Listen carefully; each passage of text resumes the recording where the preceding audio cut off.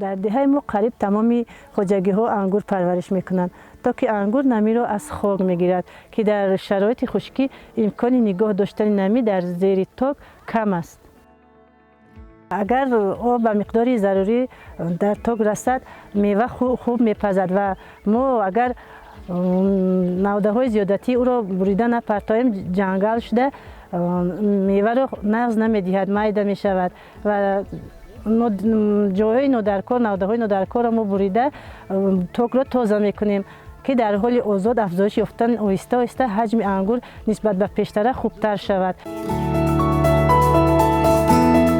نوده‌بری تاک را پیش از پیدا شدن آب در سرک‌های نوده تاک آغاز میکنیم و شاخه‌های نالازم رو از بین نوده‌های کهنه و نوده‌های نوی که نالازمند یعنی قدرتی میوه‌دهی ندارند بریده میپرتاییم.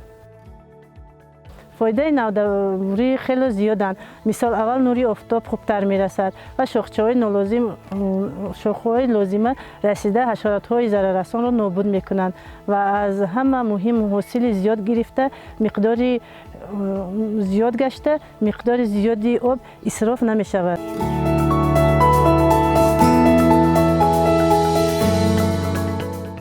ما باز یک اصول جمع‌کنی در گرد تاک استفاده میبریم. این هم باشد در قطار تاک جویک برداشتن است. این جویک برداشتن ما سببش این است که از برف و باران آب و برف‌های آب ذخیره می شود و در ریشه های همین تاک می روند. این باز حاصل رو بلندتر می کند.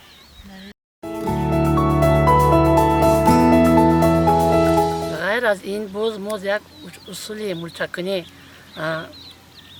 استفاده می بریم که این هم از نادرکاری شاخچه های علف یا از پسمانده هایی که از نزد چاروا می ماند این رو ما برای تاک در گرد اطراف تاک استفاده میبریم. این استفاده بردن ما سبب این است که نمی همین تاک رو به تیزی بخار کردنی نمیموند و در آینده همین شاخچه های ما باز به زمین آذوقه می شود.